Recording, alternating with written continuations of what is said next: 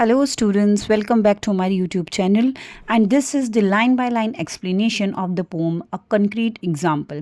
So you will get to know line by line explanation in English as well as in Hindi, and इसमें जितने भी difficult words हैं उसके मैं आपको meaning provide करूँगी. So let's start with the poem.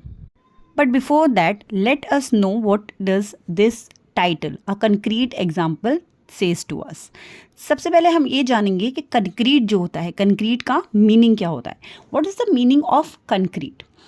Concrete का meaning होता है a strong material made with cement, sand and stones. ये इसका लिटरल मीनिंग है, यानी जो ये वर्ड है इसका जो लिटरल मीनिंग है वो है ये.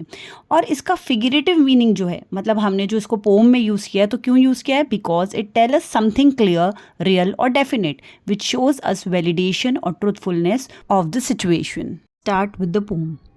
माई next door neighbour Mrs Jones has got a garden full of stones, a crazy path, a lily pond, a rockery, and just beyond, a sundial with a strange device, which Mrs. Jones thinks rather nice.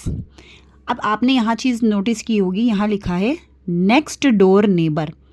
हम neighbour किसको कहते हैं ये तो सबको ही पता है, हम पड़ोसियों को नेबर बोलते हैं.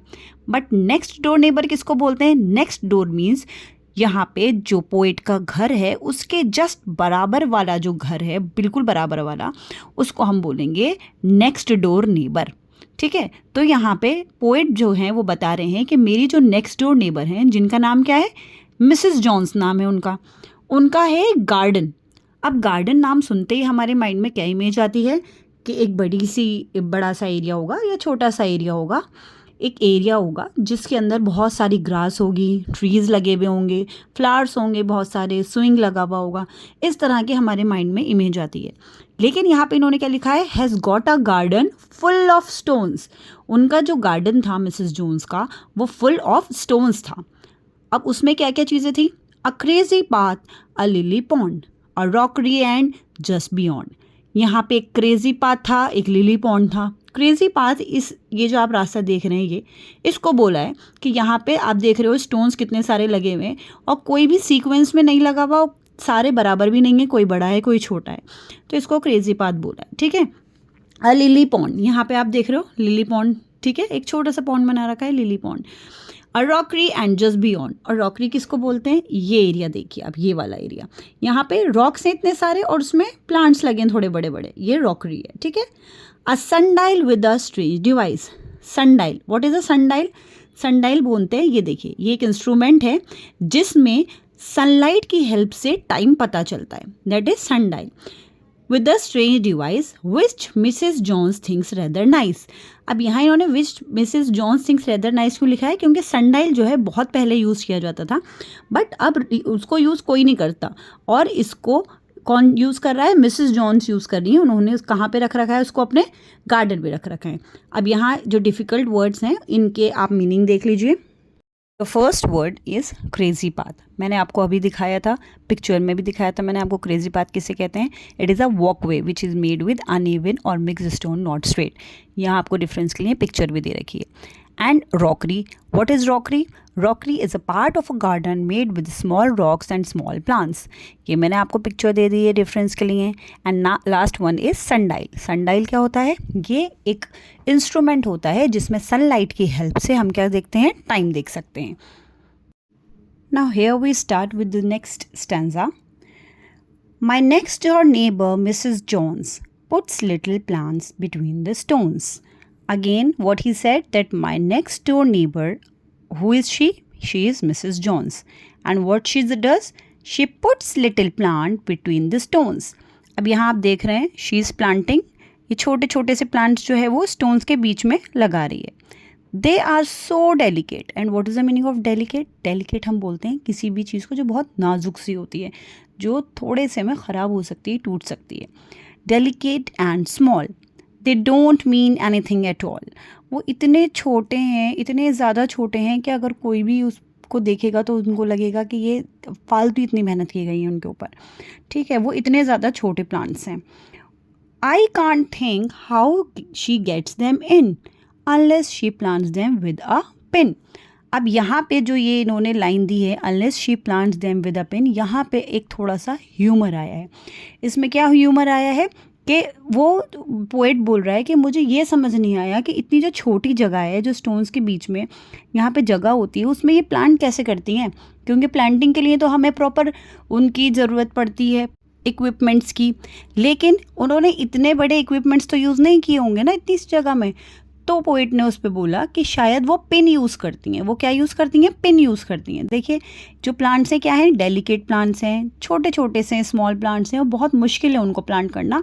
और पोइट बोलता है कि शायद वो एक पिन की हेल्प से इसको प्लांट करती होंगी। तो इस स्टेंजा में कौन सा वर्ड है आपको जो याद रखना है? डेलिकेट। डेलिकेट का मीनिंग मैंने क्या बताया आपको? ईजी टू डैमेज और ब्रेक, जो कि बहुत नाजुक होता है और आसानी से टूट सकता है, जैसे कि ये फ्लावर जो आपके सामने है। So this is the last stanza of this poem. My next door neighbor, Mrs. Jones, once asked me round to see her stones. अब यहाँ पे जो इनकी नेक्स्ट डोर नेबर हैं जिनका नाम है मिसेस जॉन्स, अब तक तो हमें अच्छे से याद हो जाना चाहिए जो नेक्स्ट डोर नेबर है उनका नाम मिसेस जॉन्स है। Once asked me round to see her stones. अब यहाँ पे इन्होंने क्या बोला है? सी हर स्टोन्स। इन्होंने ये नहीं बोला पोइट ने कि उन्होंने मुझसे बोला मेरा गार्डन आके देखो, बट उन्होंने क्या बोला है?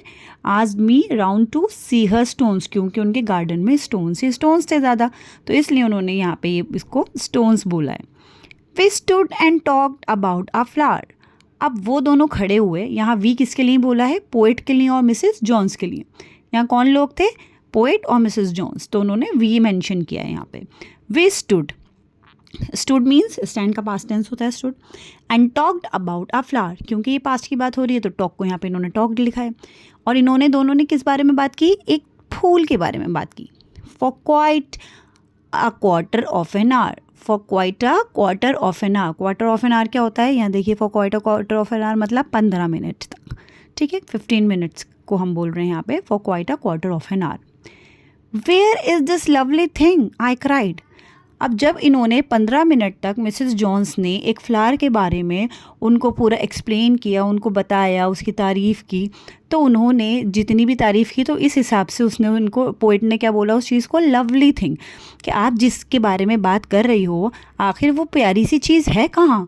तो उस पे मिसेस जॉन्स ने उन्हें रिप्लाई किया, you are standing on it. उन्होंने क्या रिप्लाई किया? You are standing on it. अब यहाँ पे भी एक थोड़ा सा सेंस ऑफ ह्यूमर आता है कि जिसके बारे में वो बात कर रही थी, जिसकी वो तारीफ़ें कर रही थी, जिसकी वो क्वालिटीज़ बता रही थी, जिसको इन्होंने प्लांट किया था और बहुत अच्छे से उन्होंने टेक केयर किया था उस प्लांट का, और वो बहुत प्यार करती थी अपने प्लांट से, जिसकी बहुत ज़्यादा तारीफ़ें करी, और इतनी तारीफ़ें करी कि एंड में पोइट ने ही पूछ लिया कि आखिर वो इतनी लवली थिंग जिसकी आप बातें कर रही हो वो है कहाँ? तो उन्होंने उनको बहुत कामली जवाब दिया कि आप उसी के ऊपर खड़े हुए हैं। So it is the end of the poem. अब इसमें जो वर्ड है एक जो आपको याद रखने की ज़रूरत है, क्वार्टर ऑफ एन आवर। अब क्वार्टर क्या होता है? जो पूरी चीज़ होती है, फुल थिंग, उसका 1/4 हिस्सा हम क्वार्टर बोलते हैं। तो 1/4 हिस्सा 1 आवर का क्या होगा? 15 minutes. What is the theme of the poem? Different people have different interest. जैसे मिसेस जॉन को इंटरेस्ट था अपने उस स्टोन गार्डन में, लेकिन पोइट को उसमें कोई भी इंटरेस्ट नहीं था। वो इतने प्यार से छोटे छोटे से फ्लावर्स को, डेलिकेट फ्लावर्स को प्लांट करती थी, लेकिन पोइट को उनमें बिल्कुल भी इंटरेस्ट नहीं था। उन्हें लगता था कि स्टोन्स हैं। Beauty can mean different things to different people. Like similarly जैसे पोइट को लगता था कि ये बहुत ज़्यादा मेहनत का काम है, बहुत हार्ड है, इतने छोटे प्लांट्स को वो कैसे ही प्लांट करती होंगी पिन की यूज़ से, but she was very happy in that. The poem uses humour and imagination to describe ordinary things. Ordinary चीज़ों को डिस्क्राइब करने के लिए क्या यूज़ किया गया था? ह्यूमर यूज़ किया गया था और इमेजिनेशन यूज़ किया गया था। Also beauty and imaginations, all this are not similar of every person.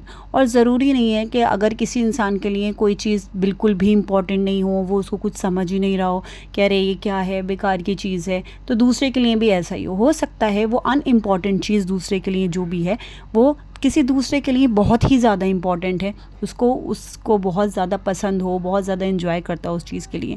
जिस तरह से जो पोइट था उसको वो सारी चीज़ें बेकार लगती थी, फ्यूटाइल लगती थी, वो गार्डन, वो सारी इतनी मेहनत जो वो करती थी, लेकिन मिसेस जॉन्स को उसमें ही पीस मिलता था और वो बहुत ज़्यादा खुश होती थी अपने गार्डन से और अपनी मेहनत से।